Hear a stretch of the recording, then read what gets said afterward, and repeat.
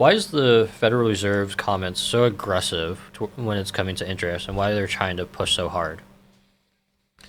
Yeah, okay. So think about this for just a second, and I'll go back to sharing kind of the stock market chart here just so we can use this as a reference. So the Federal Reserve is trying to bring down demand, right? And Hmm. so they can't control supply. Supply is getting constricted in China. Supply is constricted in general around the world because we reopened so quickly Hmm. and demand moved up. People were willing to spend money faster than they could produce all these things. Hmm. Even just getting airline pilots to come back and provide services. And so one of the things that they look at in terms of demand is how do we make your house worth less so you have less home equity, and how do we make your stock market worth less so you have less money in your 401ks or whatever it might be, because all of those things tend to weigh in on consumer psyche, Hmm. and they're hoping that we start spending less during that period of time, and so doing that might bring down inflation. And one of the problems is that they don't really want to raise rates that much because that does raise the rates that they have to pay on government debt. Hmm. They locked in a lot of really low rates here at these low periods, but they always have new things coming due. So 3-month T-bill is now over 4%. They're having to pay over 4% on that T-bill, whereas a year ago it was less than 1%. So one of the ways that they do it, we call it jawboning, right? Hmm.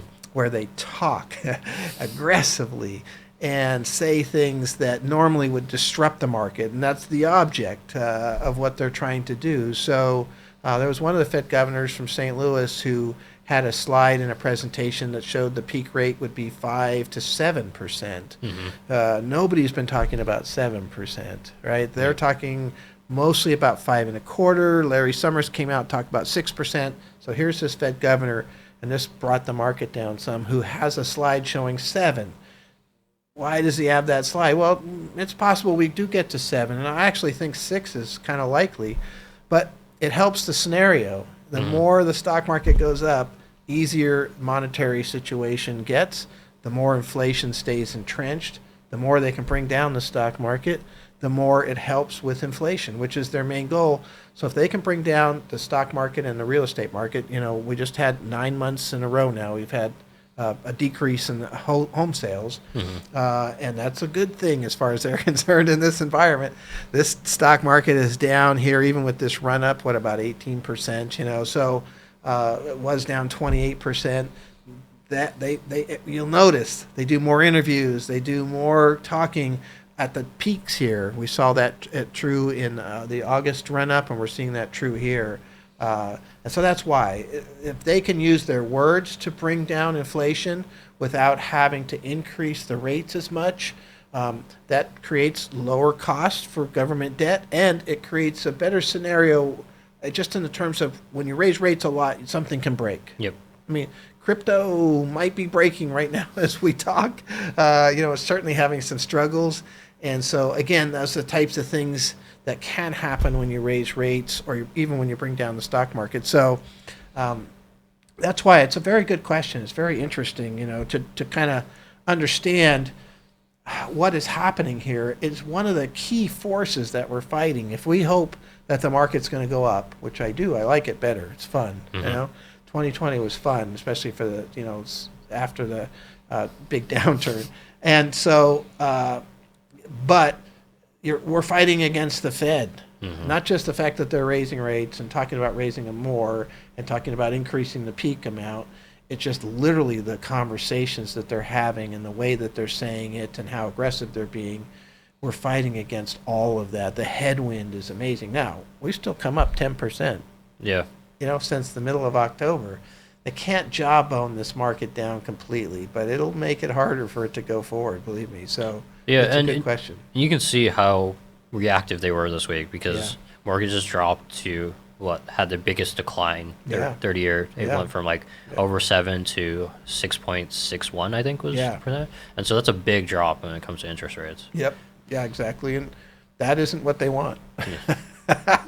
That's, unfortunately, that's what we want, right? All of us. And we all want the stock market to go up. Yep. But that's not what they want right now because it's all inflationary. So you just have to understand. It's why we only have a third of our total stock market exposure in, and might turn out that that's too much if the market turns around here and goes back down. But we're not 100% back in because of lots of different pieces. But one of the main ones is that headwinds of fighting the Fed.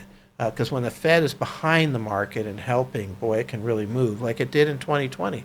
They lowered rates to zero. They started buying bonds with quantitative easing, and we had a phenomenal run and a great run in 2021 also, right? So it's just the opposite right now. And they would be very happy to see the market get down, substantially from where it is now, especially if something didn't break, right? Because I don't know, maybe they even want something to break. One of the Fed governors did talk about we can't worry about financial conditions when we're trying to do this.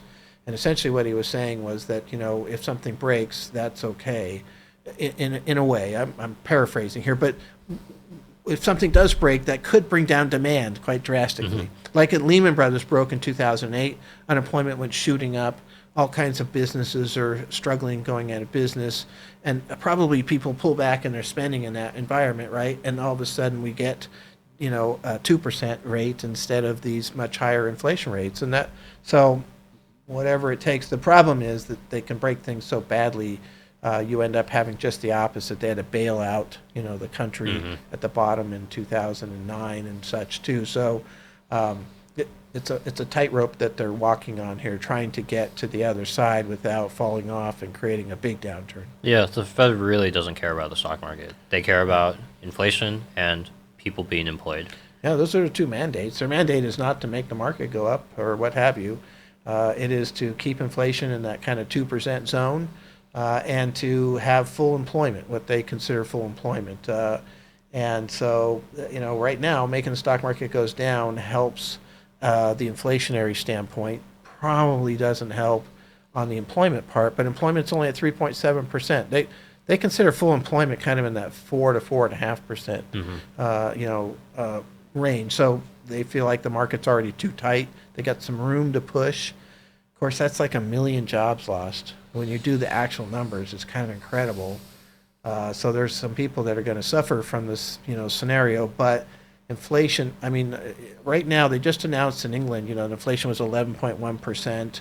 And they're saying that in England right now, this is one of the worst economic environments in recorded history in England for people that live there right now, dealing with all of the different pieces that are coming at them. So, that's where inflation can really, really hammer everybody. And so it is important to get it under control.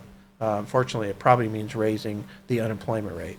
And the unemployment rate went down this week. So, that's another problem for the market.